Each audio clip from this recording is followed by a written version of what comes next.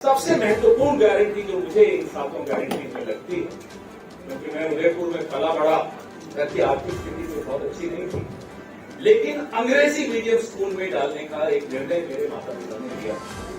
तीनों भाई पेट काट कर हम तीनों को उन्होंने अंग्रेजी माध्यम स्कूल में पढ़ा, पुराने का 4 दशक पुराने का। इन लोगों को परेशानी क्या है कि गहलोत साहब ने अंग्रेजी मीडियम स्कूल खोल दिए, तो वो भारतीय जनता पार्टी के नेता जिनके अपने बच्चे लंदन और न्यूयॉर्क में पढ़ते हैं और ट्विटर पे फोटो डालते हैं कि देखिए मेरी बेटी वहां से पढ़कर आई या वहां पढ़ने जा रहा है बेटा, लेकिन एक मजदूर किसान छोटे व्यापारी का बच्चा कहीं अंग्रेजी में बात करने लग जाए राजस्थान का, इनसे मुकाबला करने लग जाए, इनकी आंखों में आंखें डाल के इनसे सवाल पूछने लग जाए तो नहीं आपत्ति।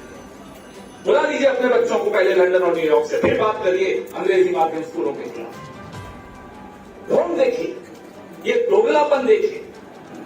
मेरे बच्चे तो पढ़ेंगे लंदन में, लेकिन मेरे घर में जो काम करता है उसका बच्चा मजाल है कि किसी अंग्रेजी मीडियम स्कूल में जाए। ये क्रांति जो गहलोत साहब लाए, जो कांग्रेस की सरकार यहां लाई राजस्थान में, मुझे लगता है वो क्रांति सब गारंटियों से ऊपर है। पूरा देश बात कर रहा है। 98 लाख परिवार अपने बच्चों को जिन अंग्रेजी स्कूल मीडियम स्कूल में भेजने लगे, सोचिए कि सामाजिक दृष्टि से एक नया बैलेंस बन रहा है। जो निशक्त माने जाते हैं उनको शक्ति दी जाती है, उनकी अगली पीढ़ी को शक्ति दी जाती है। जब अगली पीढ़ी तक को शक्ति देने की बात हो जाए, ऐसी सरकार को फिर से आना होगा। तवे पे जब रोटी होती है, जल्दी पलट दो तो वो कच्ची रहती है। अभी रोटी पलटने का समय नहीं, अभी रोटी को और पकना है। ये सरकार 5 साल फिर से दोहरानी है, ताकि मेरे और आपके जैसे हमारे घर में जो काम करते हैं, जो ठेला चलाते हैं, जो रिक्शा चलाते हैं, जो सब्जी बेचते हैं, उनके बच्चे भी अंग्रेजी माध्यम स्कूल में पढ़ सकें। मैं आज सिर्फ एक गारंटी की बात करूंगा, क्योंकि ये गारंटी मुझे भावुक कर देती है, क्योंकि मैं उस दौर से गुजरा हूं जहां 2 वक्त की रोटी न भी हो तो अंग्रेजी माध्यम स्कूल में पढ़ाया, उसका नतीजा हम तीनों भाई बहनों को मिला। ऐसे अगली पीढ़ी में निवेश किया जाता है। तो गहलोत सरकार ने अगली पीढ़ी में निवेश किया है, उसके जवाब में आपको इसी पार्टी में फिर से निवेश करना है, ताकि रोटी पूरी पके।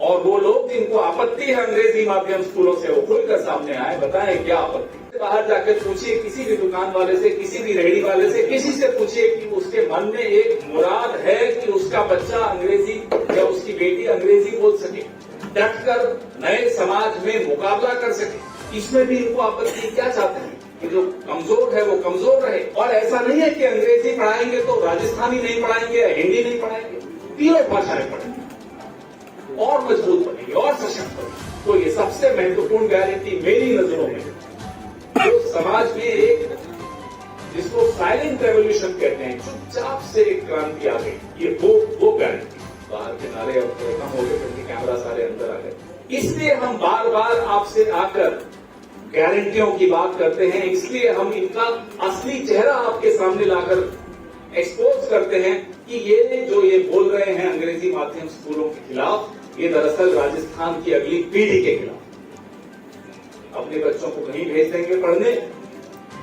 हमारे आपके बच्चों को अंग्रेजी माध्यम में नहीं पढ़ेंगे। क्यों? आज इस प्रेस वार्ता के जरिए मैं भारतीय जनता पार्टी के उन दोगले नेताओं से ये सवाल पूछना चाहता हूं, आप अपने बच्चों को विदेश से वापस कब बुला रहे हैं कि नहीं पढ़ने देंगे, अब वो भी नहीं पढ़े? और अगर नहीं बुला रहे, माफी मांगे राजस्थान के लोगों से, राजस्थान के बच्चों से, बच्चियों से, कि वो उनको अंग्रेजी माध्यम में नहीं पढ़ने देना चाहते। आखिर क्यों? इसका जवाब दें, नहीं तो वोटर जवाब देने को तैयार बैठा है। सर एक एक करके पूछे। सर 2003 में जब वसुंधरा सरकार आई थी तो कुछ चुनिंदा मॉडल इंग्लिश मीडियम स्कूल लेके आई थी, जिसे गहलोत सरकार ने 2008 में आते ही बंद करवा दिए। उस समय ये क्रांति चली गई थी या अभी बंद हो गई? क्योंकि उन स्कूलों में जो त्रुटियां थी उन्हें दूर करके अब जिस तरीके से वो स्कूल खोले गए, त्रुटियां दूर करना हर सरकार का एक काम होता है। तो जो कमियां हैं इंग्लिश उन मीडियम कमियों को को दूर करके अब जिस तरह से अंग्रेजी मीडियम स्कूल्स न केवल खुले हैं, उनको जो रिस्पांस मिला है यहाँ के लोगों को, उससे आपको मालूम पड़ता है कि एक दो मॉडल स्कूल खोलने से अच्छा जिस तरह से इन्होंने पूरे राज्य में खोल दिया। कल पुलिस वालों को दौड़ा दौड़ा कर उत्तर प्रदेश में गुंडों ने पीटा। अरे अपना राज्य जाकर संभालिए ना। सुबोध कुमार सिंह पुलिस का एक अधिकारी था, उसकी हत्या कर दी गई। संभालिए ना। यहाँ आकर मेरे राज्य का माहौल क्यों बिगाड़? अपना राज्य संभलता नहीं है, चले आए यहाँ माहौल बिगाड़। राजस्थान की जनता जवाब दे। आग लगाई गई है, भ्रष्टाचार की फाइलें हैं, उन्हें जलाने की। अब आईटी के कमरे में आग लगी थी, उसमें कौन सा भ्रष्टाचार का फाइलें हैं? गुजरात और उत्तर प्रदेश में हर बार चुनाव से पहले ऐसे ऐसे फाइलों में आग लगती है जहां मालूम है कि कुछ हुआ, लेकिन अब तो ऐसी बेशर्मी का आलम है कि सीएजी की रिपोर्ट्स आती हैं तो रिपोर्ट लिखने वाले पे कार्रवाई हो जाती है। ये लोग भ्रष्टाचार की बात कर रहे हैं, बताइए। जिस तरीके से पिछली बार बताइए लोकपाल का नाम क्या है? किसी को नहीं मालूम। कौन है लोकपाल इस देश में? नहीं मालूम। लोकपाल का आंदोलन कितना बड़ा था। आज मुझे अभी गूगल किए बगैर मुझे नहीं मालूम पड़ेगा लोकपाल कौन है। अतुल जी तो बड़े ज्ञानी हैं, आईएएस वाईएएस कर चुके हैं। पूछिए इनसे लोकपाल कौन है, पूछिए स्वर्णिम भाई से लोकपाल कौन है। मैं आपसे पूछता हूँ, चलाया एक सेकंड। लोकपाल का जब नाम नहीं मालूम जिस देश में, और लोकपाल के आंदोलन पे सवार होकर सरकारें बनाते हैं, वो भ्रष्टाचार की बात करते हैं। मोदी जी से पूछते हैं कि लोकपाल आपने बनाया ना, कहाँ है वो लोकपाल? उस पर कितने केस आपने उसको दिए हैं? लोकपाल तो केंद्र सरकार ने बनाया ना। मैं लोकायुक्त की बात नहीं कर रहा हूँ, मैं एक सेकंड लोकपाल की बात कर रहा हूँ, सीएजी की बात कर रहा हूँ। कहाँ है सीएजी? क्या होता है सीएजी रिपोर्ट्स का? 55 आई थी 2015 में, 2021 तक आते आते 14 रह गई।